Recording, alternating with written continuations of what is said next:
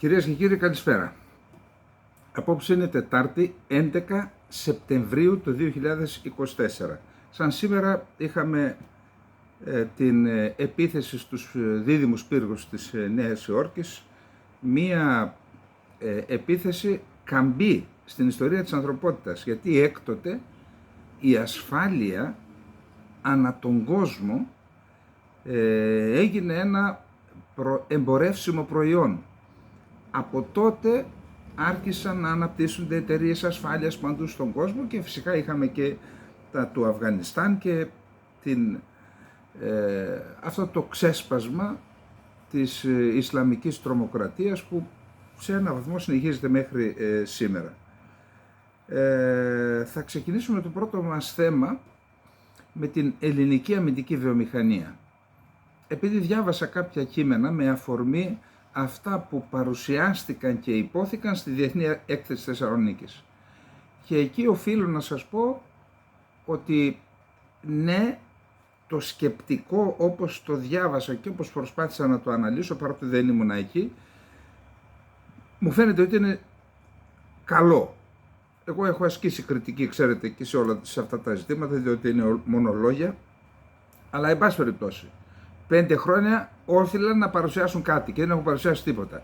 Έστω όμως αυτό το σκεπτικό εμένα με ικανοποιεί και θα ήθελα να το μοιραστούμε μαζί. Να δούμε λοιπόν ποιο είναι αυτή η αρχιτεκτονική που προσπαθούν να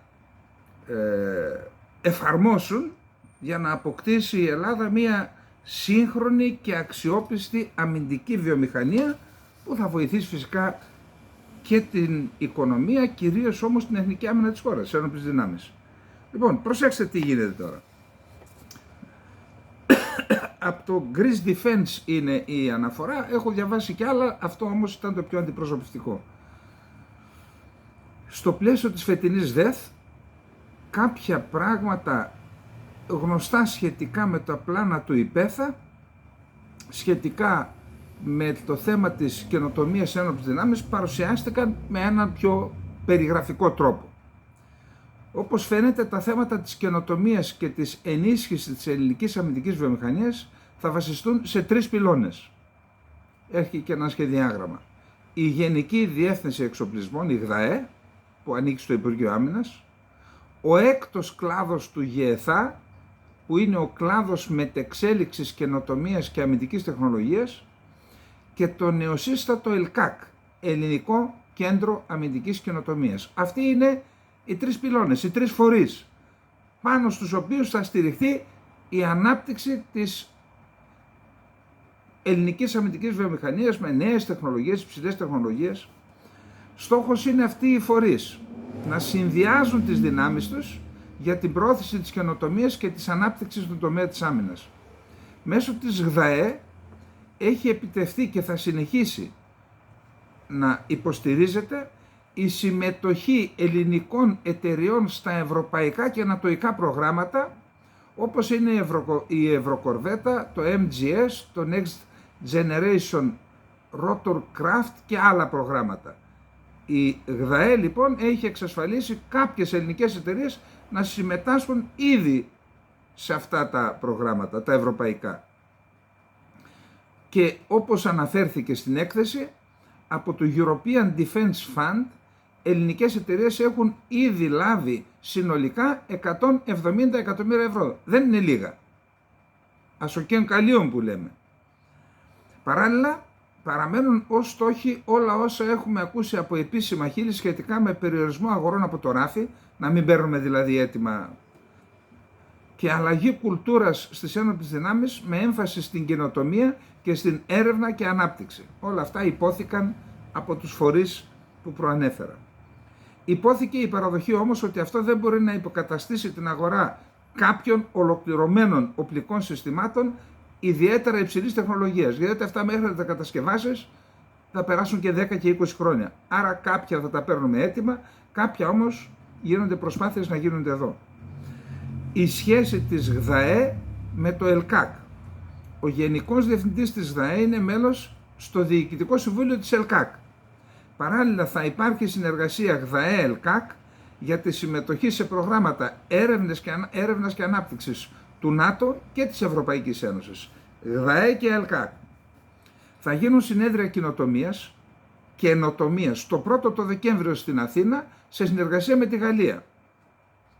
Από αυτή τη σχέση ως στόχοι τέθηκαν η ελληνική αμυντική βιομηχανία να καλύψει το χαμένο έδαφος των τελευταίων δεκαετιών μαζί με την υποστήριξη startups, νεοφυών επιχειρήσεων δηλαδή, η ενσωμάτωση νέων τεχνολογιών, υψηλές διαθεσιμότητες, παραγωγή τεχνολογίας στη χώρα μας, ασφάλεια εφοδιασμού και εξοικονόμηση πόρων. Ποιος είναι ο τρίτος φορέας? Είπαμε ΓΔΑΕ, ΕΛΚΑΚ, έκτος κλάδος του ΓΕΘΑ. Αντικείμενα με τα οποία ασχολείται ο κλάδος είναι τεχνητή νοημοσύνη, διάστημα, υπερηχετικά συστήματα, νέα όπλα δηλαδή που είναι δύσκολο να αναχαιτιστούν από τα αεροπορικά αντιπυραυλικά συστήματα και γενικά οι νέες τεχνολογίες. Ο έκτος κλάδος μαζί με το ΕΛΚΑΚ θα αναλάβει την καινοτομία, την ενσωμάτωση νέων τεχνολογιών με βάση τις επιχειρησιακές ανάγκες των ενόπλων δυνάμεων. Θα γίνει πρόσκτηση προϊόντων που θα είναι αποτέλεσμα προγραμμάτων έρευνας και ανάπτυξης. Στο προσεχές μέλλον απαιτούνται επενδύσεις σε προϊόντα τόσο του εμπορίου αλλά και εξ αρχής αμυντικά συστήματα.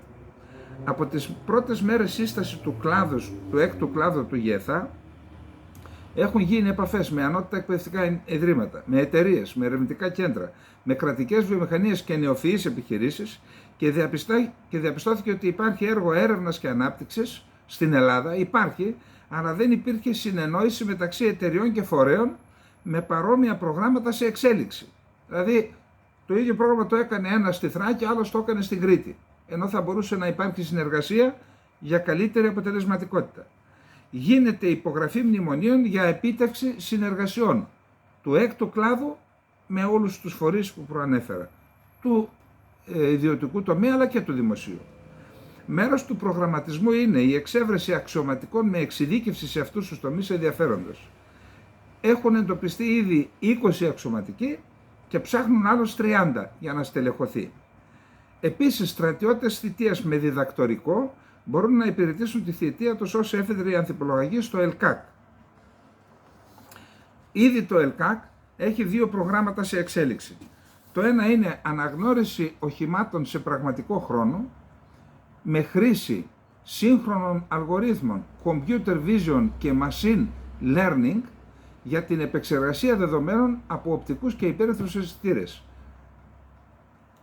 Θα έχουν τη δυνατότητα ένοπλες δυνάμεις δηλαδή, με διάφορους τρόπους, δορυφόροι, επίγειες θέσεις, χερσαία, αέρια, θαλάσσια μέσα, να παίρνουν στίγμα, να το μεταφέρουν σε αυτό το κέντρο και αυτό να αναγνωρίζει περί τίνος πρόκειται, ποιο όχημα είναι, άμεσα φυσικά. Το δεύτερο είναι η διαχείριση μη επανδρομένων συστημάτων. Αυτό λοιπόν το καταλαβαίνετε, μπορεί να χρησιμοποιηθεί, μη επανδρομένα συστήματα έχουμε μείνει και σε αυτό πίσω. Λοιπόν, υπάρχουν προγράμματα που θα προκηρυχθούν. Για τους νικητές των προγραμμάτων προβλέπεται χρηματοδότηση για δημιουργία των προτύπων, διότι για να μπει στη γραμμή παραγωγής πρώτα πρέπει να κάνεις το πρότυπο.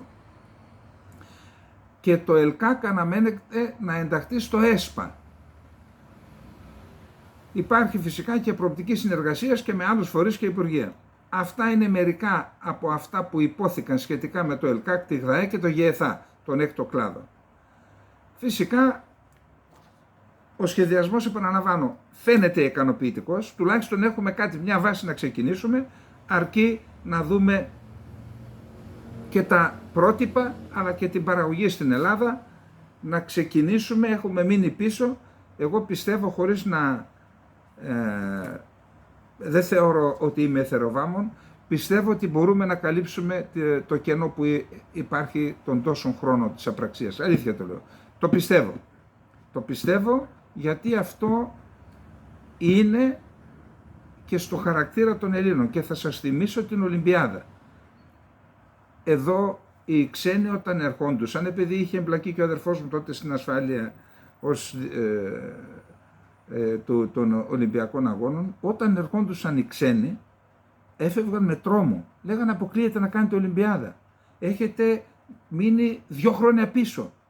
Δηλαδή για να προλάβετε έπρεπε, δηλαδή ήρθαν 3 μήνες πριν την Ολυμπιάδα και λέει εσείς θέλετε άλλα 2 χρόνια. Και σας πληροφορώ, το ξέρετε άλλωστε, ότι διοργανώσαμε, γιατί, διότι τότε ομονοήσαμε, όλοι έδειξαν υπευθυνότητα και κάναμε έργο 2 ετών, το κάναμε σε 3 μήνες και το κάναμε ίσως καλύτερα από όλους. Ήταν ίσως η καλύτερη Ολυμπιάδα, θυμάστε. Γι' αυτό πιστεύω ότι και εμείς πιστεύω κάτι κάνουμε, κινητοποιώντας τον κόσμο, βοηθώντας τον να συνειδητοποιήσει σε ποια κατάσταση βρισκόμαστε. Όλα αυτά πιστεύω ότι θα παίξουν ρόλο, αφού υπάρχει ένας σωστός σχεδιασμός, να έχουμε αποτέλεσμα το ταχύτερο δυνατόν. Ευχή, θα δούμε εάν πραγματοποιηθεί. Πάμε σε ένα δεύτερο θέμα που είναι τεράστια σημασίας. Θα δούμε μετά, όπως το θίξαμε χθες ακροθυγώς, αναφερθήκαμε ακροθυγώς σε αυτό, το θέμα της έκθεσης Ντράγκη για την Ευρώπη. Μας αφορά.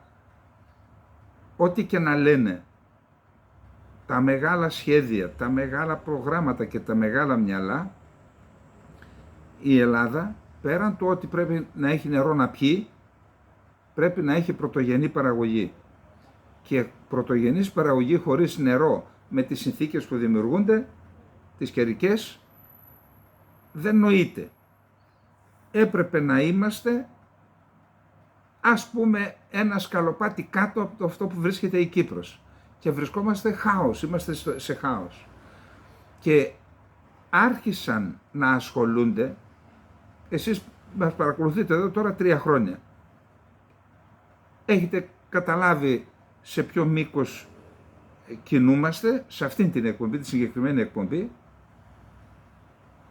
Δεν αναφερθήκαμε ποτέ οι ελάχιστες φορές στο κράτος της Αθήνας.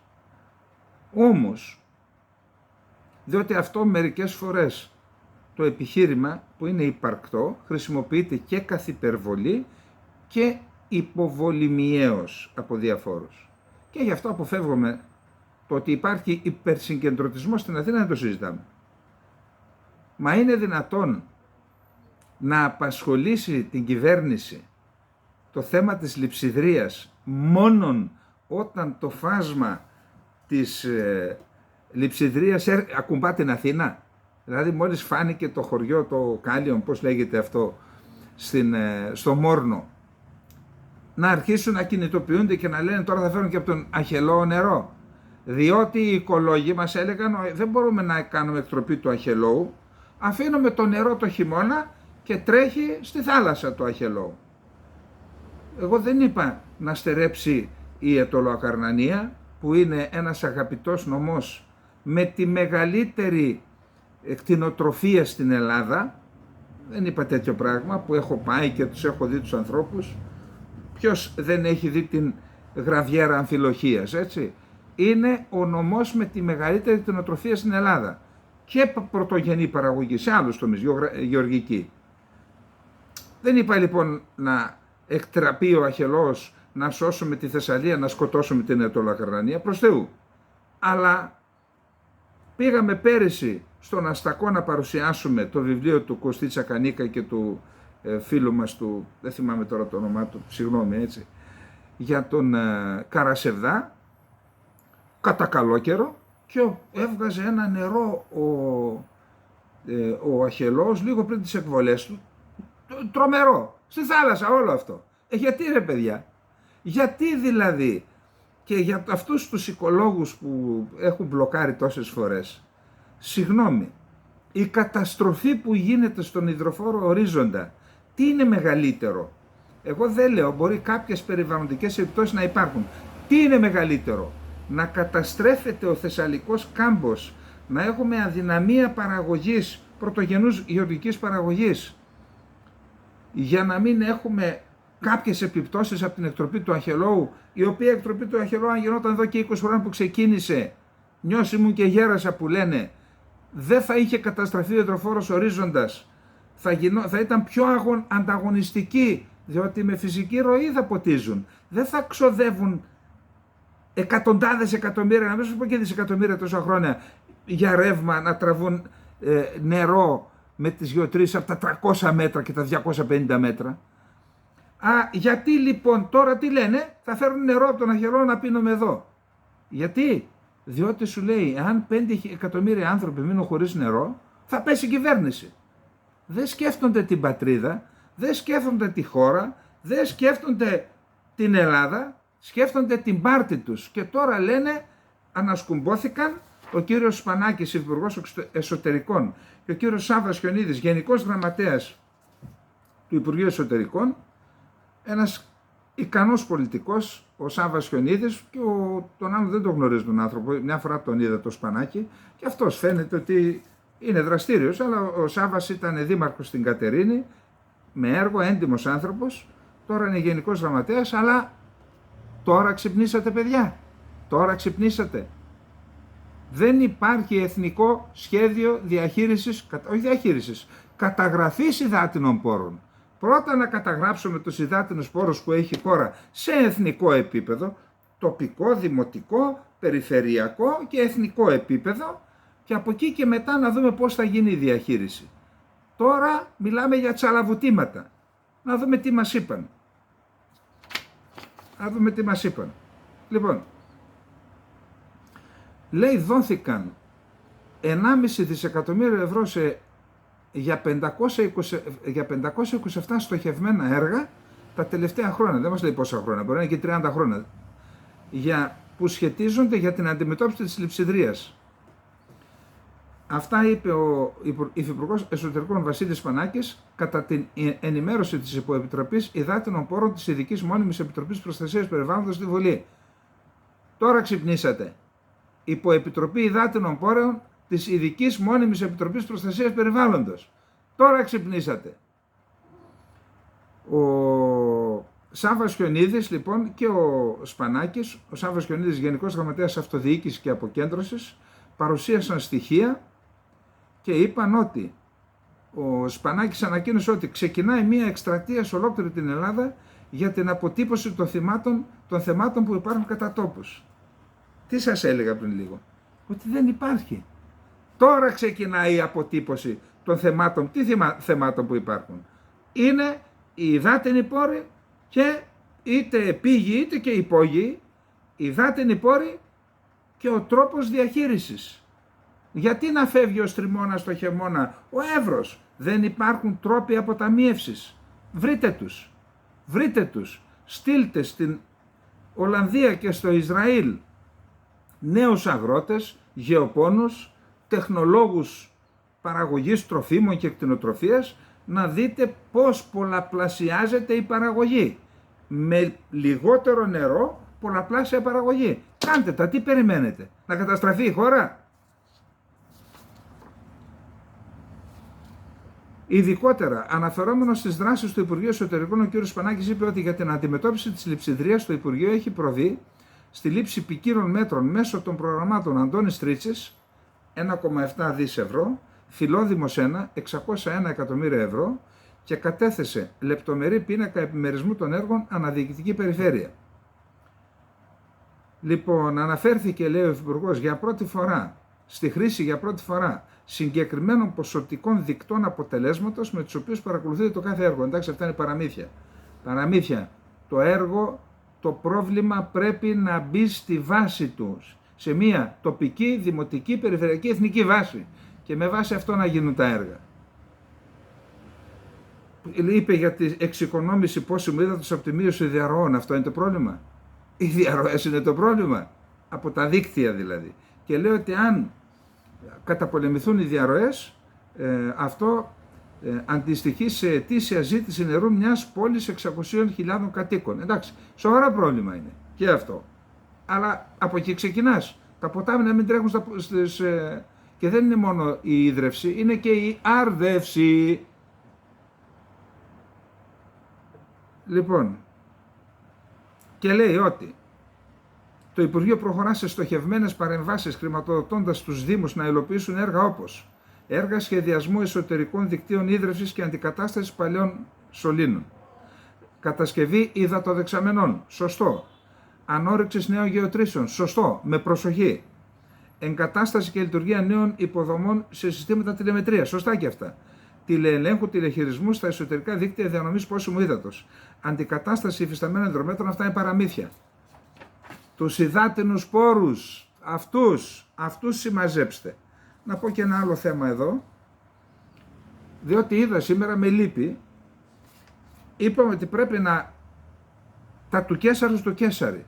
Το σωστό σωστό και το λάθος λάθος.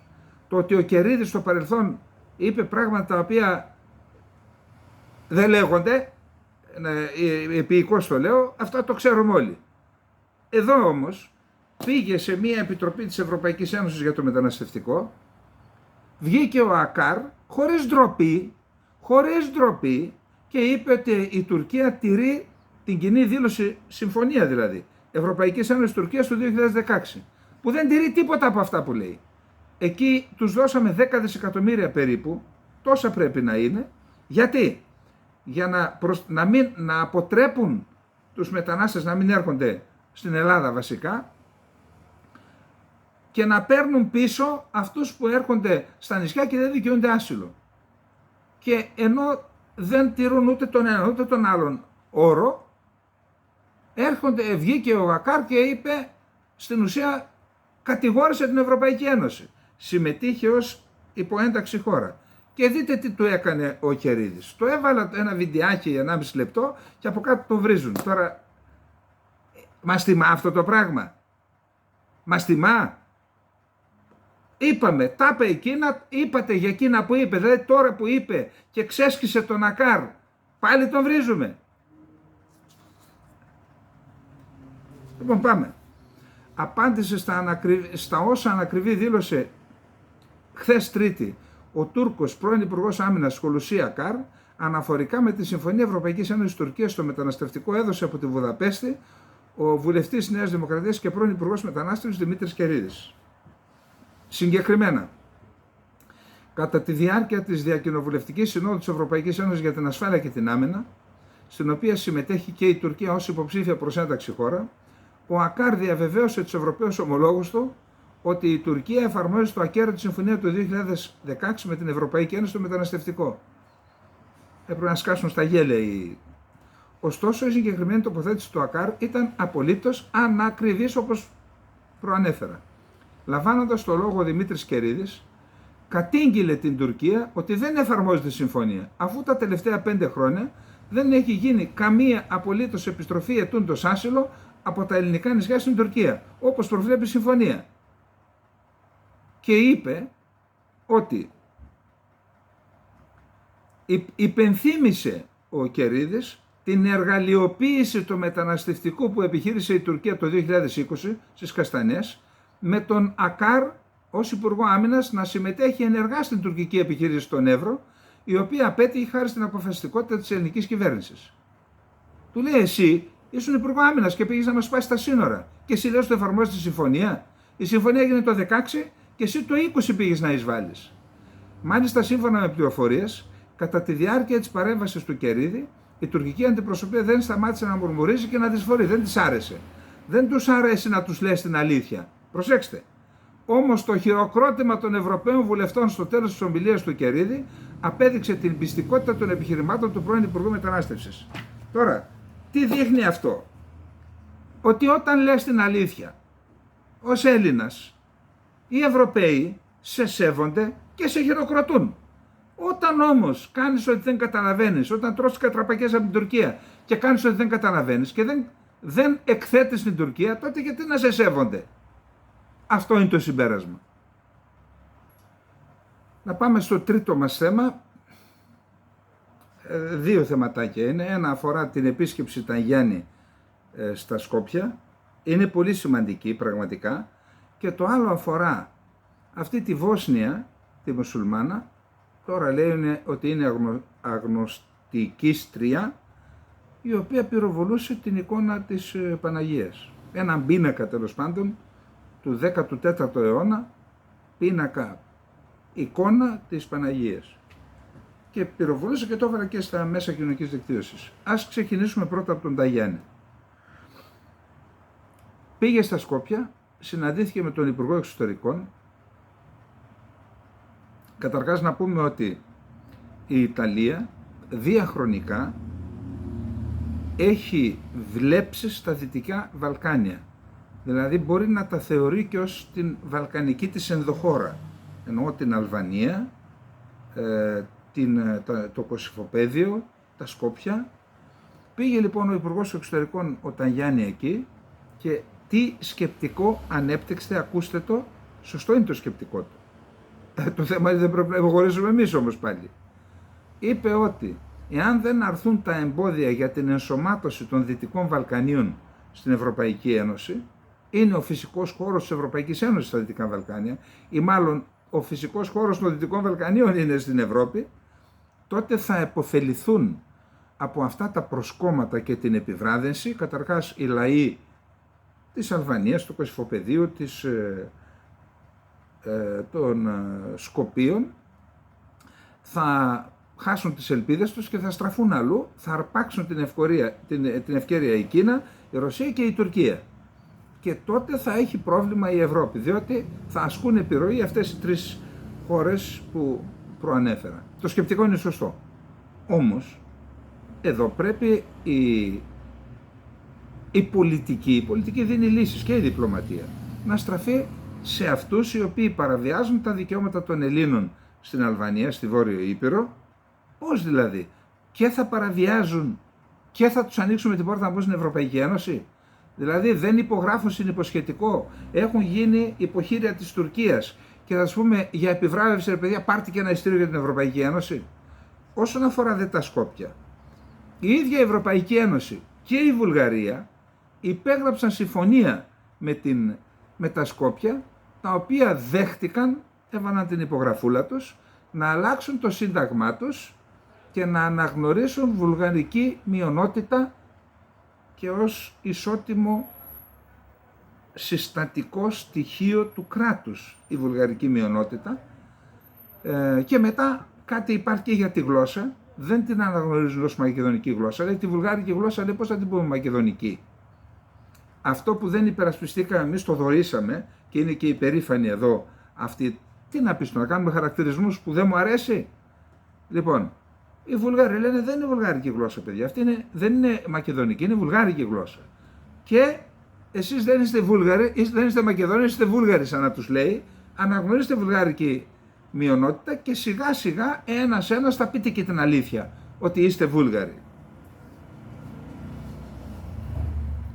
Η προηγούμενη κυβέρνηση δεν έφερε, η αλλαγή του συντάγματος χρειάζεται τα 2/3 της Βουλής. Δεν το έφερε η προηγούμενη Βουλή στα Σκόπια, διότι δεν είχε τα 2/3. Το ΒΜΡΟ που κυβερνά τώρα ήταν αντίθετο. Τώρα που κυβερνά το ΒΜΡΟ και δέχεται πιέσεις από την Ευρώπη και από τη Βουλγαρία, άντε εφάρμοσε τη συμφωνία και περνάς. Θα άρει το βέτο η Βουλγαρία. Τι λένε τώρα οι Σκοπιανοί, έξυπνοι? Όχι, λέει, να γίνουμε πρώτα μέλη και μετά θα εφαρμόσουμε τη συμφωνία. Και το απέρριψε φυσικά ο Ταγιάννη, το απορρίπτει και η Ευρωπαϊκή Ένωση. Για να δω τι ακριβώς λέει, περιμένετε λίγο.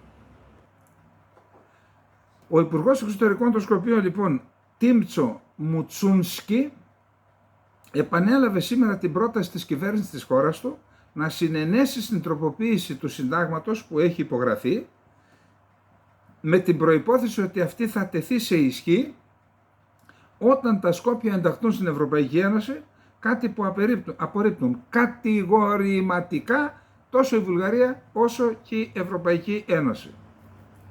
Τόσο οι Βρυξέλλες όσο και η Σόφια έχουν διαμηνήσει επανειλημμένως προς τα Σκόπια ότι θα μπορέσουν να ανοίξουν τα κεφάλαια των ενταξιακών διαπραγματεύσεων με την Ευρωπαϊκή Ένωση αφού πρώτα τροποποιήσουν το σύνταγμά τους. Τώρα την Παρασκευή την προσεχή, 13 Σεπτεμβρίου, αναμένεται η πρόεδρος των Σκοπίων Γκορντάνα Σιλιάνοφσκα να επισκεφτεί τη Σόφια και εκεί δεν ξέρω αν θα βάλουν διερμηνέα, δεν θα χρειάζεται διερμηνέας. Η κυρία Σιλιάνοφσκα θα μιλάει με τον βούλγαρο ομόλογό της χωρίς την παρέμβαση διερμηνέα. Και αυτή τη γλώσσα εμείς την ονομάσαμε μακεδονικά. Και ορισμένοι είναι περήφανοι γι' αυτό και μας το παρουσίασε και ως έντιμο συμβιβασμό προχτές ο κύριος Ιακημίδης. Το θυμάστε, έτσι. Πάμε να δούμε το άλλο θέμα μας τώρα με την κυρία αυτήν. Κυρία με κάπα κεφαλαίο. Στην Ελβετία.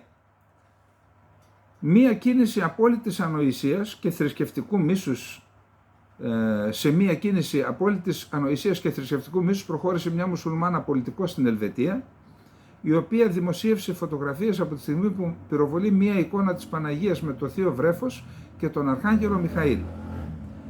Αυτή λοιπόν, καταρχάς, εδώ υπάρχουν δύο ζητήματα. Ήτανε προεδρεύουσα, μου φαίνεται, στο κόμμα, στο συμπρόεδρος, στο πολιτικό κίνημα Πράσινη Φιλελεύθερη από το 2021 και δημοτική σύμβουλος στην πόλη της Ρήγης από το 2022.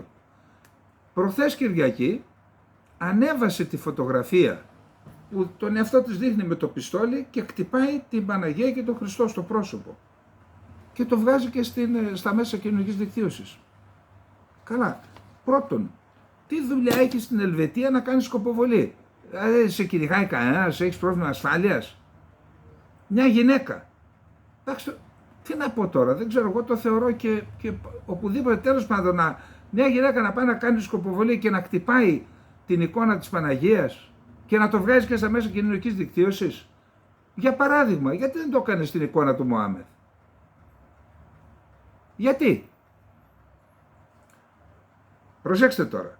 Δεν βγαίνουν οι μουσουλμανικές οργανώσεις να την καταδικάσουν για να έχουν δίκιο μετά και να λένε οποιαδήποτε εικόνα από οποιαδήποτε θρησκεία, αν είναι έτσι, εμείς είμαστε αντίθετοι. Αν το κάνεις στο Μωάμεθ, θα έρθουν να σε σκοτώσουν. Στη μουσουλμάνα που έκανε στην Παναγία, κάνω την πάπια. Καλά, το τι έχω δει μια προοπτική της επέκτασης του Ισλάμ στην ανθρωπότητα. Φρικιαστική είναι η προοπτική αυτή. Εντάξει, και εδώ τα πράγματα δεν θα πάνε. Λοιπόν, προκάλεσε, λέει, θύελλα αντιδράσεων σε πολιτικούς και καθολικούς κύκλους, 32 χρονών, δεκάδες σφαίρες έριχνε πάνω στην εικόνα. Μετά το σάλο που ξέσπασε, διέγραψε τις αναρτήσεις και ζήτησε συγγνώμη. Ήδη έχει παραιτηθεί την διαγράφων από τους φιλελεύθερους, πράσινους φιλελεύθερους, και ξεκίνησε η διαδικασία αποπομπής της από τη Farner Group, την εταιρεία στην οποία εργαζόταν. Τώρα, έγραψε: «Ζητώ συγγνώμη από τους ανθρώπους που πληγώθηκαν από την ανάρτησή μου. Τη διέγραψα αμέσως μόλις συνειδητοποίησα το θρησκευτικό περιεχόμενο». Μας περνάει και για βλάκες. «Δεν το σκέφτηκα καθόλου. Διπλά βλάκες. Λυπάμαι απίστευτα». Τώρα, η Παναγία και το Θείο Βρέφος υπό το βλέμμα του Αρχαγγέλου Μιχαήλ είναι του Τομάζο Ντε Μάτζα και χρονολογείται στο 1375. Αυτό λοιπόν την έβγαλαν σε δημοπρασία. Σοβαρή χαρακτήρισε τη θρησκευτική προσβολή η Καθολική Εκκλησία της Ελβετίας. Παρά την διαγραφή των αναρτήσεων, οι εικόνες συνεχίζουν, υπάρχουν παντού φυσικά. Η Καθολική Εκκλησία της Ελβετίας καταδίκασε τη συμπεριφορά της, χαρακτηρίζοντας τη θρησκευτική προσβολή ως σοβαρή, ενώ η ΑΜΕΤΗ αποκάλυψε ότι η ίδια και η οικογένειά της έχουν τεθεί υπό αστυνομική προστασία λόγω απειλών που δέχτηκαν. Εν μέσω επικρίσεων παραιτήθηκε από την ηγεσία των Φιλελευθέρων Πρασίνων στη Ζηρίχη. Η Αχμέτη είναι από τη Βοσνία, είπαμε, και ζήτησε πολιτικό άσυλο και πήρε στην Ελβετία πριν από καμιά 20 χρόνια. Ο λαός μας λέει μια παροιμία: «Ήτανε στραβό το κλίμα, το έφαγε και ο γάιδαρος». Παρεμπιπτόντως, τώρα είναι και εποχή για τρίγο, έτσι. Ωραίες στιγμές. Ένα από τα όνειρά μου είναι να βρω χρόνο, να προλάβω να πάω στο χωριό και να πάρω από τους ανθρώπους που είναι κυρίως μεγαλύτεροι από μένα όλες τις διαδικασίες που ζούσαμε και βιώναμε στο χωριό όλες τις εποχές του χρόνου. Τις παραγωγικές διαδικασίες, που μέσα από τις παραγωγικές διαδικασίες βγαίνουν όλα. Για παράδειγμα, ο τρίγος, όπως τον θυμάμαι.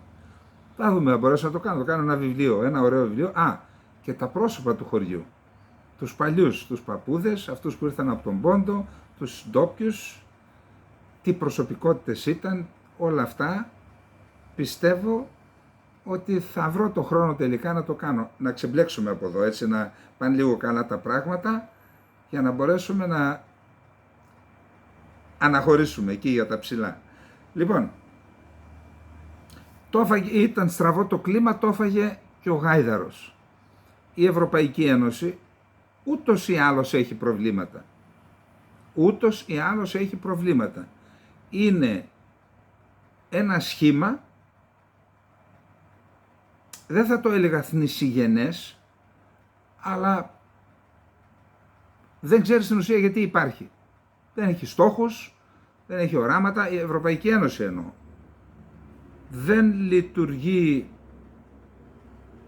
ως ένα κέντρο συγκερασμού και των προβλημάτων αλλά και των οραμάτων των κρατών μελών. Είναι μια γραφειοκρατία που είναι και στην κοσμάρα της πολλές φορές, και ενώ ήδη υπάρχουν αυτά τα προβλήματα, έρχεται ο Ντράγκη, ο οποίος, προσέξτε, όταν ήταν πρωθυπουργός της Ιταλίας, μπορεί να λέτε ότι θέλετε, πήρε μέτρα δυνατά. Ήταν ευχάριστη έκπληξη. Έρχεται τώρα λοιπόν και κάνει μια έκθεση και λέει, εάν η Ευρωπαϊκή Ένωση κάθε χρόνο, προσέξτε, δεν διαθέτει το 5% του ΑΕΠ της και δημόσιες και ιδιωτικές, σε δημόσιες και ιδιωτικές επενδύσεις, θα μπει σε μια διαδικασία αργού θανάτου. Είναι εφιαλτικά αυτά που γράφει, έκανε μια καταπληκτική έκθεση, ό,τι μπόρεσα να διαβάσω, μόνο μερικά στοιχεία θα σας πω. Αναζητήστε όσοι έχετε χρόνο, υπάρχει και ολόκληρη στο διαδίκτυο, διαβάστε την, όσοι είστε και αγγλομαθείς, αλλά μπορείτε να βρείτε και κείμενα. Πραγματικά είμαστε πολίτες της Ελλάδας, είμαστε και πολίτες της Ευρώπης. Διαβάστε την, έχει τεράστιο ενδιαφέρον. Και τι λέει? Ότι η Ευρωπαϊκή Ένωση χάνει τη θέση της στο διεθνές οικονομικό γίγνεσθε από τις ΗΠΑ και από την Κίνα. Συνθλίβεται δηλαδή μεταξύ των ΗΠΑ της Αμερικής και της Κίνας. Οι λόγοι πολλοί, αλλά θα σας πω μόνο 2-3 πράγματα για να δείτε και την ουσία. Προσέξτε. Στην 400, καταρχάς υπάρχουν 170 προτάσεις του Ντράγκη. Δεν λέει μόνο λόγια, κάντε αυτά, 170 πράγματα να γίνουν. Στην 400 σελίδων έκθεση και στις 170 προτάσεις ο Ντράγκη τονίζει την ανάγκη να επιταχυνθεί η καινοτομία και η ανέβρεση νέων μοχλών ανάπτυξης. Η ανταγωνιστικότητα της Ευρωπαϊκής Ένωσης συμπιέζεται επί του παρόντος από δύο πλευρές. Σας τις είπα. Η Ευρωπαϊκή Κεντρική Τράπεζα διαπιστώνει ότι το μερίδιο των τομέων στους οποίους η Κίνα ανταγωνίζεται άμεσα την Ευρωζώνη είναι τώρα κοντά στο 40%, ενώ πριν 22 χρόνια ήταν 25%. Δηλαδή, αν είναι 100 οι τομείς, στους 25 μας ανταγωνιζόταν η Κίνα. Τώρα πήγε στους 40. Έγινε πιο ανταγωνιστική δηλαδή. Το μερίδιο της Ευρωπαϊκής Ένωσης στο παγκόσμιο εμπόριο μειώνεται με αξιοσημείωτη πτώση. Το ίδιο και η θέση της στις προηγμένες τεχνολογίες που θα οδηγήσουν στη μελλοντική ανάπτυξη. Από το 2013 έως το 2023, το μερίδιο της Ευρωπαϊκής Ένωσης στα παγκόσμια έσοδα τεχνολογίας μειώθηκε από το 22% στο 18%. Δεν είναι λίγο. 4 μονάδες στις 22. Είναι γύρω στο 18% συνολικά, έτσι. Ενώ το μερίδιο των ΗΠΑ αυξήθηκε από 30% σε 38%.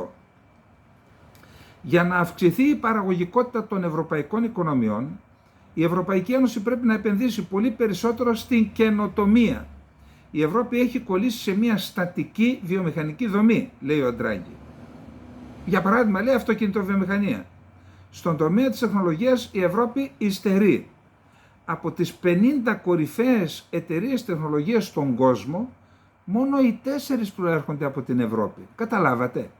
Επιπλέον, λόγω του ρυθμιστικού φόρτου στην Ευρωπαϊκή Ένωση, αρκετές υποσχόμενες νεοφυείς επιχειρήσεις, οι startups που λέμε, το 30% φεύγουν για το εξωτερικό, κυρίως για τη ΣΥΠΑ. Γιατί? Η γραφειοκρατία που σας έλεγα, στην κοσμάρα τους.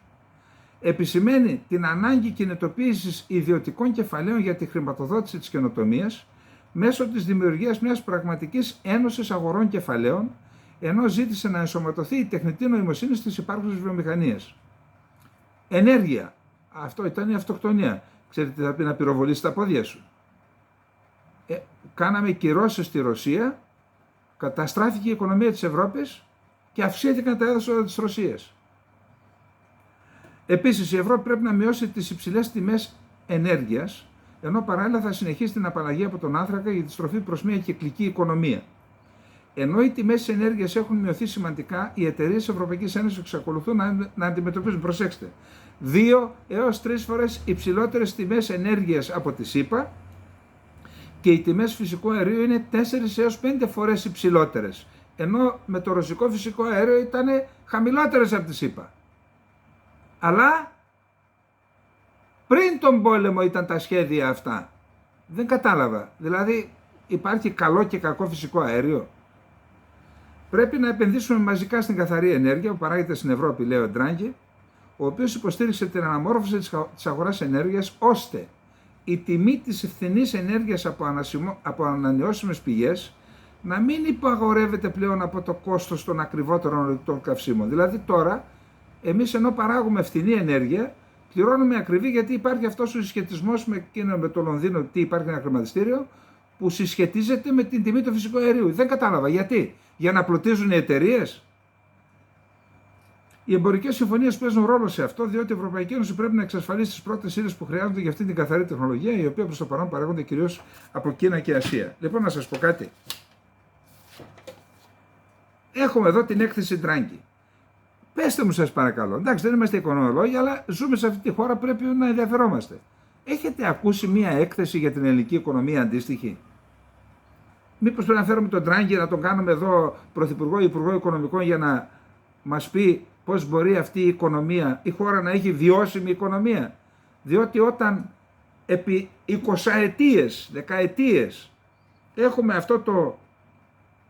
την ψαλίδα μεταξύ εισαγωγών και εξαγωγών, μπορεί ποτέ να ορθοποδήσει η οικονομία?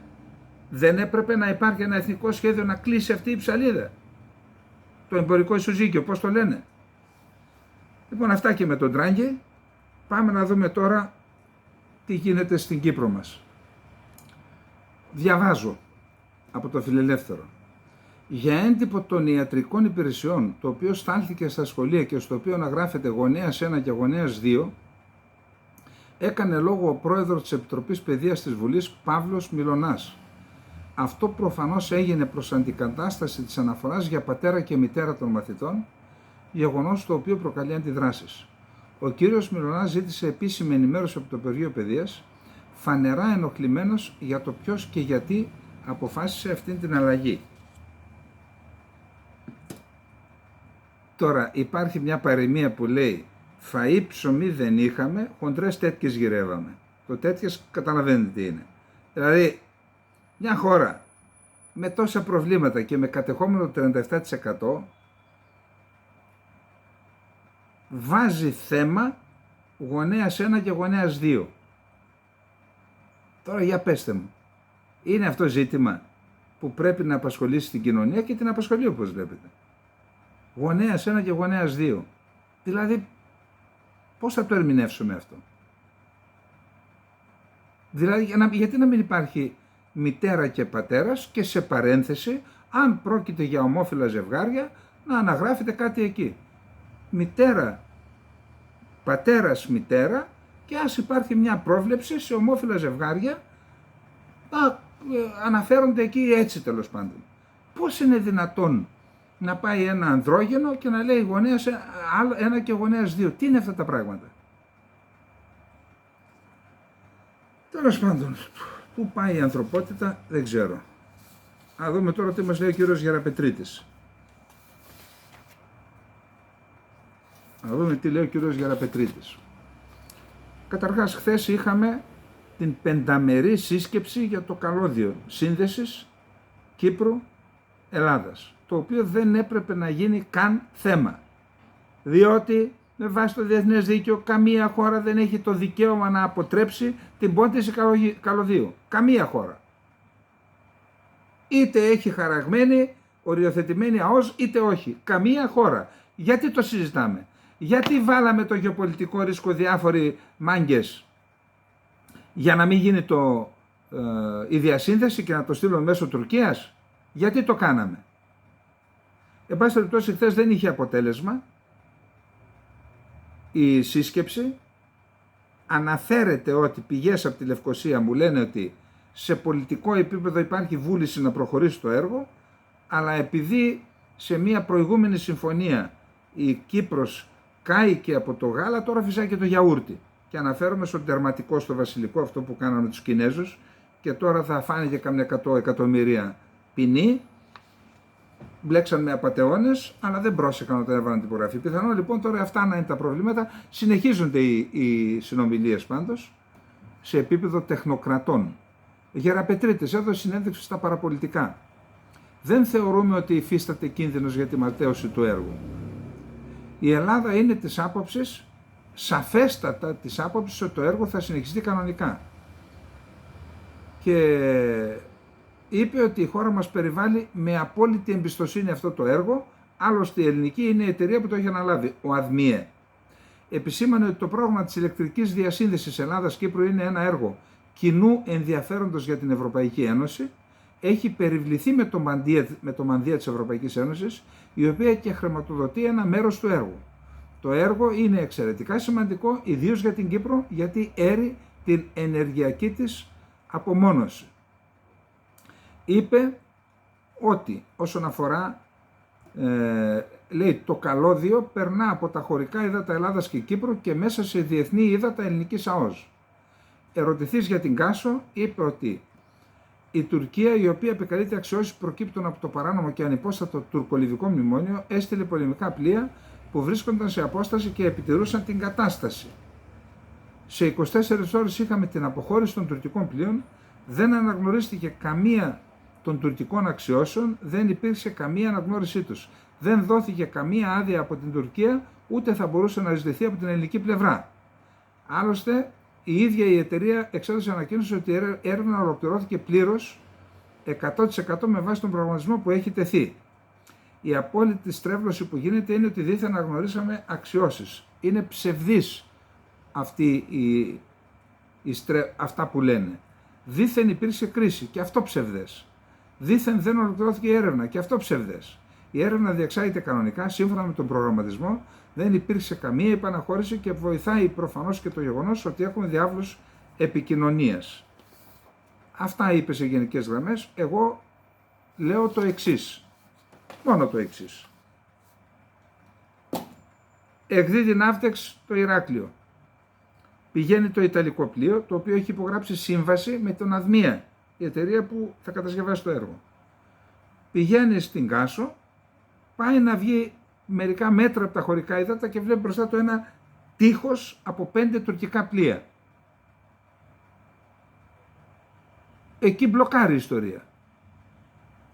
Και το βράδυ στις 11:20 η Τουρκία, ο τουρκικός σταθμός της Αντάλιας εκδίδει Ναύτεξ με τις συντεταγμένες της πορείας του πλοίου και μετά την έκδοση της Ναύτεξ όντως το πλοίο βγαίνει και πάλι υπό την επιτήρηση, λένε ότι ολοκλήρωσε, ας το δεχτούμε, επιστρέφει πίσω και την Πέμπτη, λίγες μέρες μετά, στην τακτική ενημέρωση του Τουρκικού Υπουργείου Άμυνας, η Τουρκία ευχαριστεί την Ιταλία και την Ελλάδα, την Ελλάδα και την Ιταλία, για τη συνεργασία τους για να ξεπεραστεί αυτή η κρίση.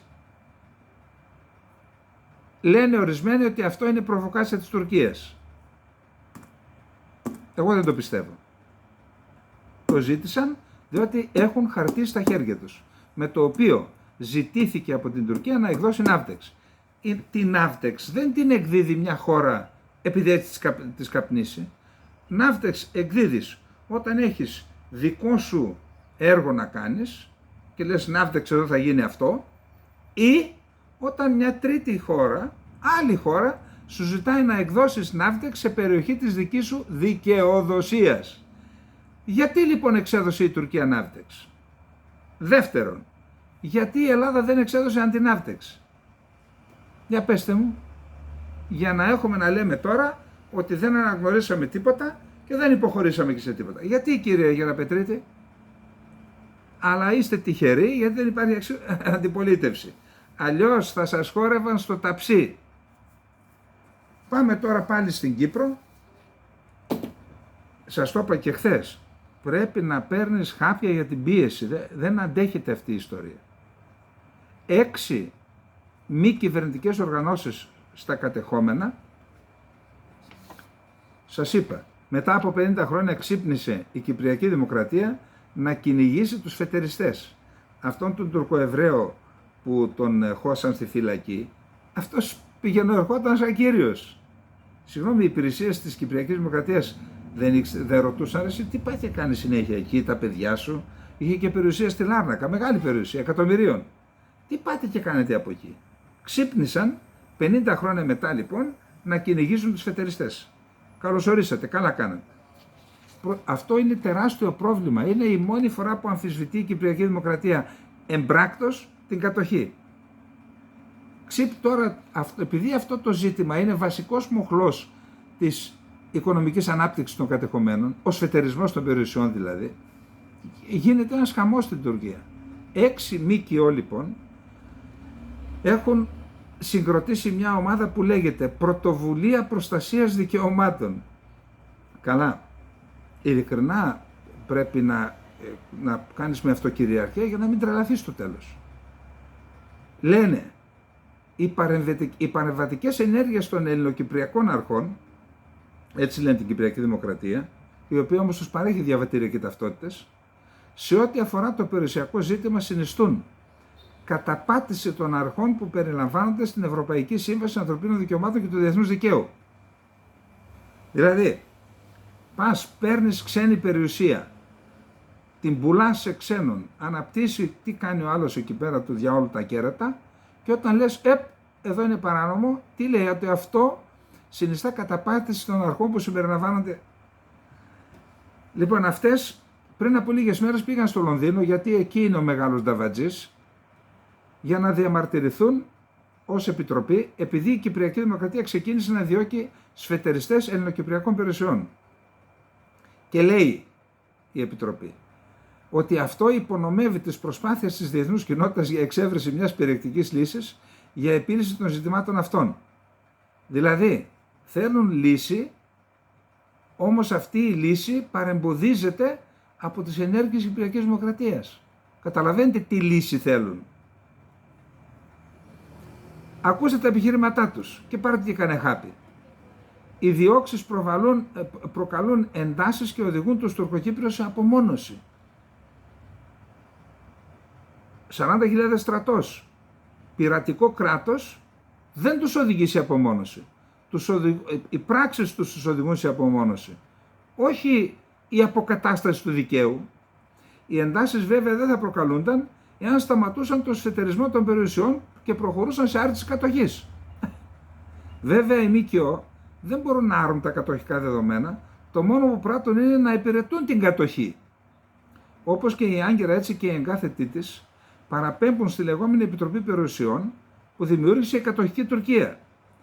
Ο κατοχικός ηγέτης Ερσίν Τατάρ υποστήριξε τις προάλλες ενώπιον του Αντιπροέδρου της Τουρκίας, του Τζεβδέτ Γιλμάζ, που επισκέφθηκε τα κατεχόμενα, ότι η Επιτροπή εκείνη της περιουσίας αποτελεί αποτελεσματικό ένδικο μέσο και κάλεσε τους Ελληνοκύπριους, αν θέλουν να αξιοποιηθεί η περιουσία τους που άφησαν εδώ, να επιδιδούν στην Επιτροπή εκείνη της περιουσίας. Τόσο απλά.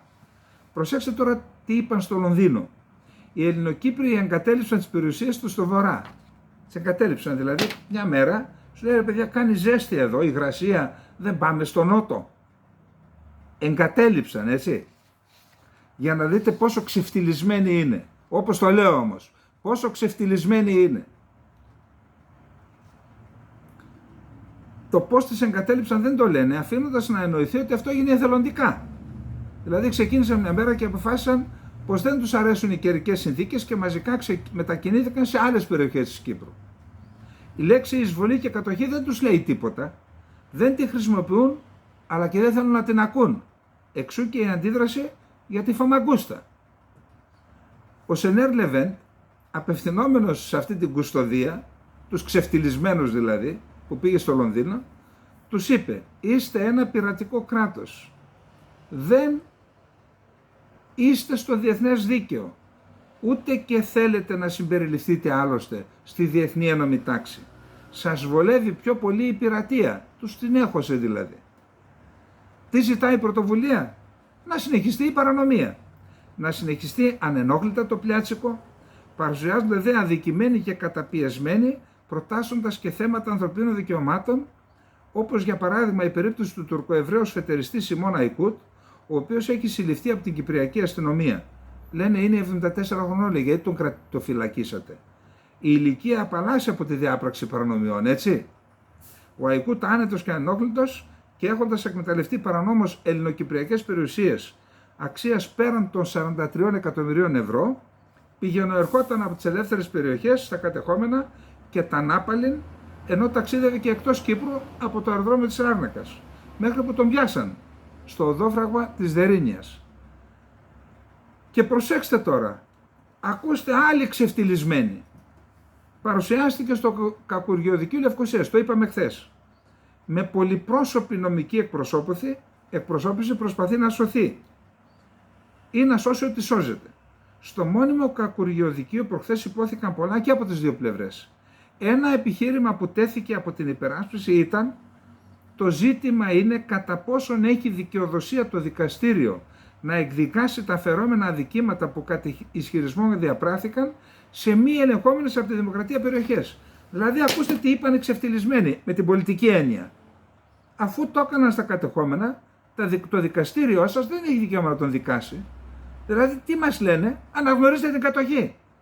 Αυτοί είναι δικηγόροι που υπηρετούν το δικαϊκό σύστημα στην Κύπρο. Και λένε στο δικαστήριο: δεν έχεις δικαίωμα να το δικάσεις γιατί το έκανε στα κατεχόμενα. Συγγνώμη, δικηγορικός σύλλογος δεν υπάρχει? Πάρτε τους τις άδειες. Πάρτε τους τις άδειες να πάνε να μαζεύουν χαρούπια. Τόση ξεφτύλα πια.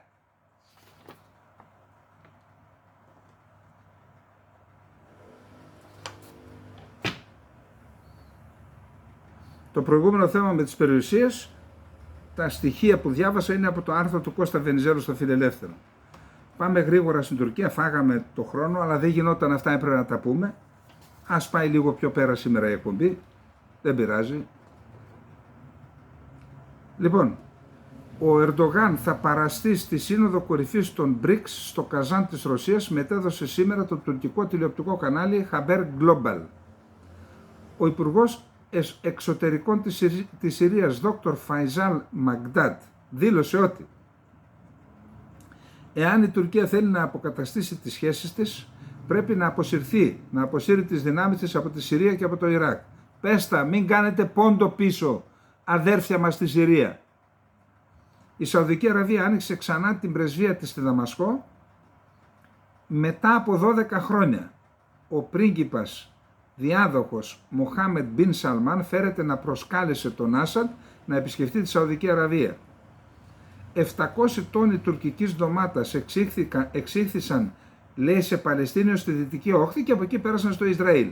Οι γνωστές αυτές, αν μην πω τη λέξη τώρα, των Τούρκων, έτσι. Και δεν το λένε, λένε τα στείλαμε στους Παλαιστινίους, 700 τόνοι ντομάτας πήγαν στο Ισραήλ για να μην τους πάρουμε τις ντομάτες στην Τουρκία, τους ηθήνοντες.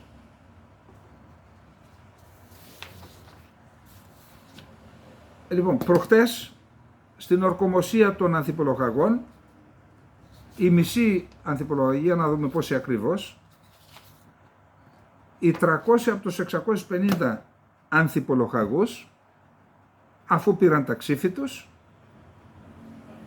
έβγαλαν τα ξύφη μπροστά σε κάμερες και είπαν: εμείς είμαστε στρατιώτες του Κεμάλ. Δηλαδή στην ουσία έκαναν ένα μίνι πραξικόπημα και έδωσαν ένα μήνυμα στον Ερντογάν.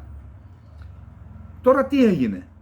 Ο Ερντογάν κάνα 2-3 μέρες είπαμε σώπησε και τώρα άρχισε σιγά σιγά, έβαλε και το Υπουργείο Άμυνας, αλλά έβαλε και τη ΜΙΤ να κάνει έρευνα. Επειδή λοιπόν πήραν την έρευνα στην ουσία από το Υπουργείο Άμυνας, ο Γιασάρ Γκιουλέρ έχει κλειστεί στον εαυτό του, παίρνει αντικαταθλιπτικά χάπια, δεν μιλάει σε κανέναν και αναμένεται μέχρι το Σαββατοκύριακο να μας χαιρετήσει. Τι να το πούμε εμείς, γκουλέ γκουλέ, κύριε Ακάρ. Άλλο θέμα, πάλι με την γειτονική χώρα. Η Ρόσατομ, όπως είπαμε, κατασκευάζει ένα ρωσικό πυρηνικό εργοστάσιο στο Άκουγιου της Μερσίνας.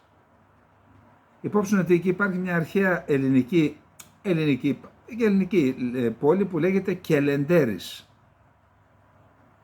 Εντάξει. Εκεί λοιπόν, κοντά στο Άκουγιου, παρήγγειλαν ορισμένες, πώς λέγονται αυτά ρε παιδιά, στρόβιλοι, αεροστρόβιλοι, οι τουρμπίνες, παρήγγειλαν από τη Siemens. Και εδώ και μήνες η Siemens, η κυβέρνηση της Γερμανίας, τις κρατάει στο τελωνείο, δεν τις εκτελωνίζει.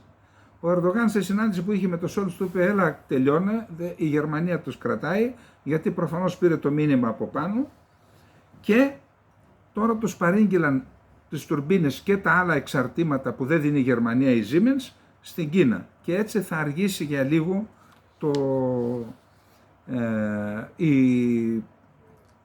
η λειτουργία του πρώτου αντιδραστήρα του πυρηνικού εργοστασίου παραγωγής ηλεκτρικής ενέργειας, το οποίο, επαναλαμβάνω, είναι ρωσικό, υπό τον απόλυτο έλεγχο της Ρωσίας, η οποία και το πλήρωσε. Τώρα, ο Υπουργός Ενέργειας της Τουρκίας, ο Μπαϊρακτάρ, ο οποίος, επαναλαμβάνω, είναι ελληνόφωνος, πόντιος από την περιοχή της Τραπεζούντας, έχει δηλώσει ότι η Τουρκία θα διεξάγει έρευνες στην Λιβική αποκλειστική οικονομική ζώνη. Θα δούμε που θα πάει. Αν πάει κοντά στις λιβικές ακτές, με γεια τους με χαρά τους, δικά τους είναι οι Λίβοι, άμα θέλουν η Τουρκία να τα δώσουν, η Τουρκία θα δώσουν. Αν έρθουν όμως βορείως της μέσης γραμμής προς την Κρήτη, θα είναι η επόμενη ελληνοτουρκική κρίση. Τώρα, ο Ερντογάν, όπως είπαμε, δεν έχει δικαίωμα να ξαναείνε πρόεδρος της Δημοκρατίας. Και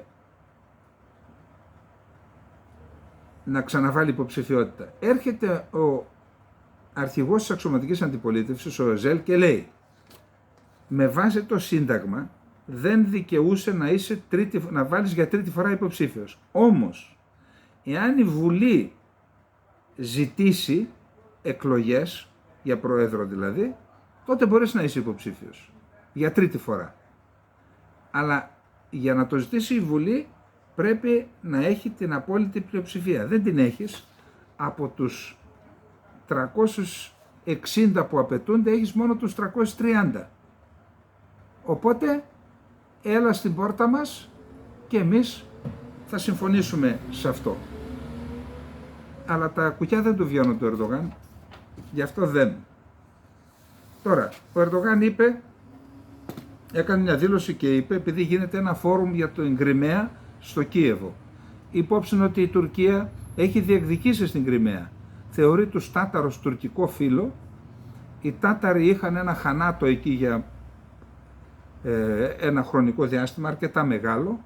Αυτό κατέλυσε η Μεγάλη Εκατερίνη και έχουν κάποιους τύπους εκεί και κάποια ψευδοβουλή. Η Τουρκία διεκδικεί την Κριμαία, με άλλα λόγια. Αλλά σου λέει, δώστε στην Ουκρανία και από την Ουκρανία θα την πάρω εγώ. Και έκανε δήλωση, συμμετείχε σε αυτήν το συνέδριο που έγινε για την Κριμαία στο Κίεβο και είπε ότι σε μια ειρηνευτική συμφωνία η Ρωσία πρέπει να παραδώσει την Κριμαία στην Ουκρανία. Υπόψη ότι σε αυτή τη σύσκεψη συμμετείχε ως εκπρόσωπος του Ερντογάν ο διοικητής της ΜΙΤ, ο Ιμπραήμ Καλίν, άλλαν δηλαδή. Εν πάση περιπτώσει, είχαμε δήλωση από την Ζαχάροβα, αντιδήλωση δηλαδή, Κρημαϊκή πλατφόρμα ήταν η σύνοδος της Κρημαϊκής πλατφόρμας έγινε στο Κίεβο, αυτός έστειλε βιντεοσκοπημένο μήνυμα.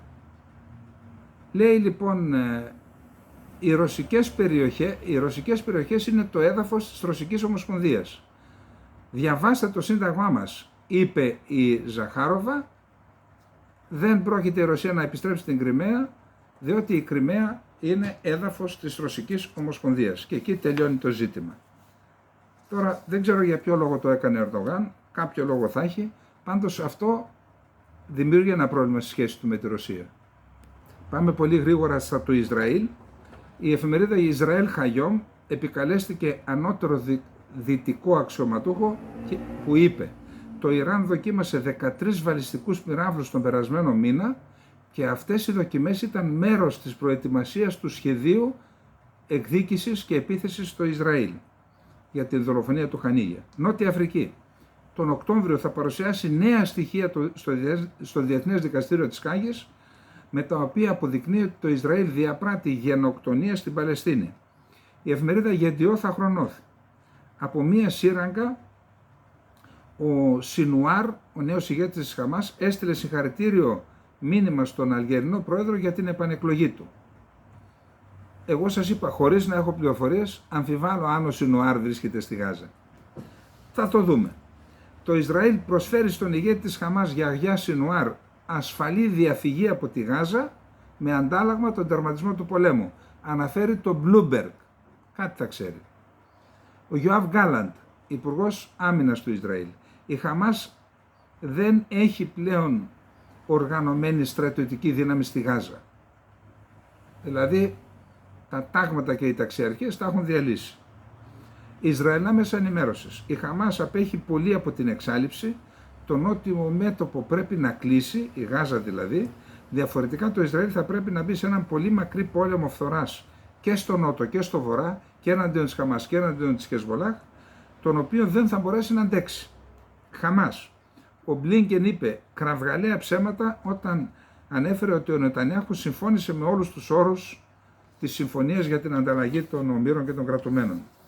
Ανώτερος αξιωματούχος της Χαμάς, ο Οσάμα Χαμντάν. Περιμένουμε μια συνάντηση των Υπουργών Εξωτερικών των Αράβων για να συζητήσουμε την διακοπή των σχέσεων με το Ισραήλ. Πάλι η Χαμάς. Καλούμε το λαό της περήφανης Δυτικής Όχθης να κλιμακώσει την αντιπαράθεση και την κατάσταση οργής που μένεται από την έναρξη της επιχείρησης καταιγίδα Αλαξά, της εισβολής της 7ης Οκτωβρίου. Η Υπουργός Εξωτερικών της Αυστραλίας, Πενέλοπι Γουόγκ, δήλωσε ότι υποστηρίζει την απόφαση του Λονδίνου να αναστείλει τις προμήθειες όπλων στο Ισραήλ. Χαρέτζ. Η κυβέρνηση του Νετανιάχου θα ξεκινήσει σύντομα τη δεύτερη φάση των επιχειρήσεων στη Γάζα. Το δεύτερο στάδιο της επιχείρησης περιλαμβάνει την εκένωση του πληθυσμού από τη βόρεια λωρίδα της Γάζας, την κατασκευή οικισμών και την προσάρτηση αυτής της περιοχής στο Ισραήλ. Θα βάλουν επίκους δηλαδή. Ένα Ισραηλινό στρατιωτικό ελικόπτερο κατέπεσε σήμερα στη Γάζα, πιθανόν όχι από πυρά, σκοτώθηκαν 2 και τραυματίστηκαν 7 από τους επιδένοντες στρατιωτικοί. Οι Ισραηλινοί αξιωματούχοι είπαν στους Αμερικανούς ομολόγους τους ότι το Τελ Αβίβ δεν μπορεί πλέον να περιμένει τα αποτελέσματα της διπλωματικής προσπάθειας πρωτοβουλίας που έχουν αναλάβει οι Αμερικανοί στο Λίβανο για να τα βρουν με τη Χεσμολάχ. Εκπρόσωπος του Ισραηλινού στρατού. Ετοιμάζουμε επιχειρησιακά σχέδια για το Βορρά, για το Λίβανο, τα οποία θα εφαρμόσουμε όταν μας το ζητήσει η κυβέρνηση. Λιβανέζικη εφημερίδα Αλ Αχμπάρ. Ο Ισραηλινός στρατός θα διακόψει την επικοινωνία μεταξύ Μπεκά και Νότου, δηλαδή Μπεκά και Νότιο Λιβάνου. Και για να το πετύχει αυτό σχεδιάζει χερσαία στρατιωτική επιχείρηση. Επίσης, εξετάζεται το θέμα να κόψει κάθε χερσαία οδό εφοδιασμού είτε με τη Συρία είτε με το Ιράκ της Χεσμολάχ. Θα πιάσει δηλαδή τους δρόμους. Δεν ξέρω πώς θα γίνει αυτό. Η Χούθη. Έχουμε εκδιώξει το ναυτικό των ΗΠΑ από την Ερυθρά Θάλασσα, δήλωσε ένα μέλος του Πολιτικού Συμβουλίου της Ιεμένης. Εκατοντάδες αεροπορικές αεροδρομές των ΗΠΑ και της Βρετανίας στην Ιεμένη με στόχο την αποτροπή και την αποδυνάμωση των επιθετικών δυνατοτήτων ήταν μάταιες. Ο Γκουτέρες καταδίκασε την επίθεση με 4 πυράβλους στον καταβλισμό στη Χαν Γιουνίς που ήταν με σκηνές, ασφαλής περιοχή που είχε καθορίσει το ίδιο το Ισραήλ, καταδικάζουν αυτή την επίθεση που έγινε σε ασφαλή περιοχή που είχε καθορίσει το ίδιο το Ισραήλ. Οι ΗΠΑ προσπαθούν να πείσουν το Ισραήλ να καταλήξει σε συμφωνία με τη Χαμάς, διαφορετικά η κλιμάκωση είναι πρώτων πυλών. Η Χααρέτζ μεταδίδει ότι σύμφωνα με Αμερικανό αξιωματούχο, είπε Αμερικανός αξιωματούχος, υποστηρίζουμε τα μέτρα του Ισραήλ κατά της Χεσμολάχ, αλλά πρέπει να ληφθούν υπόψη οι συνέπειες ενός πολέμου μεγάλης κλίμακας. Αισθανθήκαμε τον περασμένο Αύγουστο ότι ο κίνδυνος του πολέμου ήταν πολύ υψηλός και προσπαθήσαμε να προωθήσουμε τη Συμφωνία Αιχμαλώτων για να τον αποτρέψουμε. Και θα είναι λάθος, σαν να λένε οι Αμερικανοί, δεν μπορούμε να σας στηρίξουμε σε έναν πόλεμο με την Χεσμολάχ. Χθες το Ισραήλ σε αεροπορική επίθεση χτύπησε τον τοπικό διοικητή της Χεσμολάχ, ονόματι Μοχάμαντ Κάσεμ Αλ Σάερ, διοικητής της τοπικής δύναμης Ραντουάν, και το χτύπησαν ενώ πήγαινε με μοτοσικλέτα, με αεροπορικό πλήγμα. Το Διεθνές Ποινικό Δικαστήριο, ο εισαγγελέας του Διεθνούς Ποινικού Δικαστηρίου Καρίμ Χαν ζητά από τους υπευθύνους του δικαστηρίου να επισπεύσουν την έκδοση ενταλμάτων σύλληψης εις βάρος του Νετανιάχου και του Γιόαβ Γκάλαντ. Πάμε στις ΗΠΑ. Ο Biden λέει, αφού καταδικάζει φυσικά το θάνατο της Αμερικανοτουρκάλας στη Δυτική Όχθη, λέει ότι ήταν ατύχημα. Προφανώς ήταν ατύχημα, έγινε εξωστρακισμός στο έδαφος και χτυπήθηκε από ατύχημα. Πάντως διέχεται πιέσεις στο Ισραήλ να αναθεωρήσει τους κανόνες εμπλοκής για να μην σκοτώνονται άμαχοι. Ο Biden δήλωσε χθες Τρίτη ότι η κυβέρνησή του εργάζεται προκειμένου η Ουκρανία να αποκτήσει τη δυνατότητα να χρησιμοποιεί πυράβλους μακράς εμβέλειας εναντίον ρωσικών στόχων. Εργαζόμαστε γι' αυτό, είπε ο πρόεδρος, ερωτηθεί σχετικά με το αίτημα που προβάλλεται επίμονα από τον Ζελένσκι.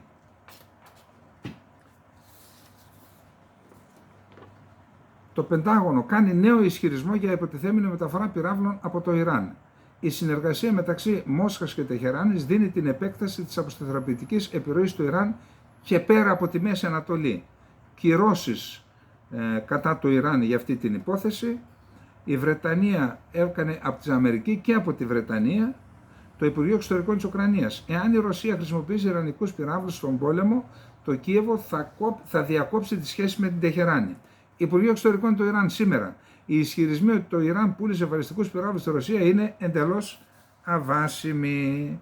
Και πάμε στο τελευταίο μας θέμα που είναι Ρωσία-Ουκρανία. Να πούμε τι έγινε το debate χθες μεταξύ Κάμαλα Χάρις και Ντόναλντ Τραμπ. Ο Ντόναλντ Τραμπ κατηγορεί το κανάλι ότι του τη στήσανε. Δεν έχω άποψη, απλά έχω να πω το εξής, ότι ο κόσμος ξέρει τον Ντόναλντ Τραμπ και καλός να ήταν, είναι ένας Ντόναλντ Τραμπ που ξέρει. Η άγνωστη ήταν η Κάμαλα Χάρις, η οποία φαίνεται ότι και ψύχρεμη ήταν και χαμογελαστή ήταν, μάλλον κέρδισε τις εντυπώσεις. Θα δούμε τι θα γίνει στο επόμενο διάστημα. Πάμε να δούμε τώρα με την Ρωσία. Πούτιν. Οι Ηνωμένες Πολιτείες της Αμερικής επιταχύνουν τη διαδικασία αποδολαριοποίησης μέσω απερίσκεπτων, αντιεπαγγελματικών και ανόητων ενεργειών. Έχουν ήδη καταλάβει ότι έκαναν λάθος, αλλά δεν μπορούν να το διορθώσουν, δεν μπορούν να εγκαταλείψουν αυτή την πολιτική. Ο Αμερικανός επιχειρηματίας Ρόμπερτ Κιοσάκη. Η μεγαλύτερη κατάρρευση ξεκίνησε στη ΣΥΠΑ. Το δολάριο κινδυνεύει, είναι σε κίνδυνο. Η Μόσχα, το Πεκίνο και το Ουλάν-Μπατόρ, η Μογγολία, στρέφονται στο ανταλλακτικό εμπόριο πέρα από δολάρια και ευρώ, με τα εθνικά τους νομίσματα.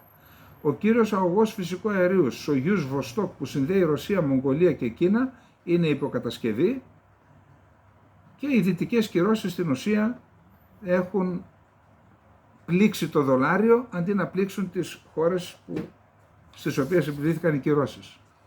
Ο Σόλτς θέλει ειρήνη στην Ουκρανία λόγω της εσωτερικής πολιτικής κατάστασης στη χώρα, δήλωσε ο Στέφαν Μάιστερ, Γερμανός πολιτικός επιστήμονας. Σδριμώχνεται ο κυβερνητικός συνασπισμός λιώνει η δύναμή του, μειώνεται η δύναμή του και προσπαθούν, μία από τις αιτίες είναι η ακριβή ενέργεια αλλά και η πολιτική που ακολουθούν στο Ουκρανικό. Ο Πούτιν πριν από την εισβολή στην περιοχή του Κούρσκ από τις Ουκρανικές Ενόπλες Δυνάμεις συμφώνησε με την πρόταση της Τουρκίας να εγκαταλείψει και οι δύο χώρες και οι δύο πλευρές να εγκαταλείψουν τα χτυπήματα σε ενεργειακές εγκαταστάσεις, εμπορικούς και πολιτικούς στόχους. Το Κίεβο αρνήθηκε και μετά μπήκε στο Κούρσκ, δήλωσε ο Σεργέη Σοϊγκού, γραμματέας του Συμβουλίου Ασφαλείας.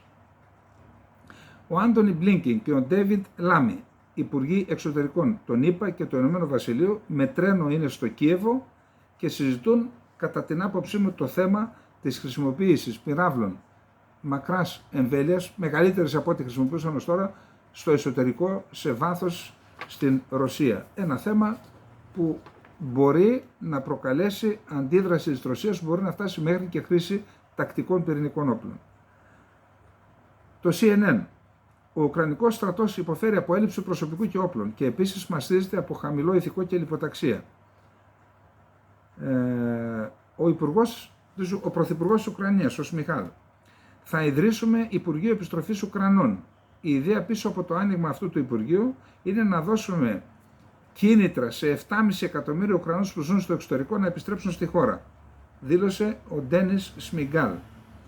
Ρωσικά στρατηγικά βομβαρδιστικά του Πόλεφ 160 πέταξαν πάνω από τη θάλασσα του Μπάρεντς και στην Νορβηγική θάλασσα στο πλαίσιο της μεγάλης ναυτικής άσκησης που πραγματοποιεί η Ρωσία, τη μεγαλύτερη των τελευταίων δεκαετιών, την Ocean 2024, που συμμετέχουν και κινέζικα πλοία, 4 πλοία και άλλα εκεί προς την Ασία.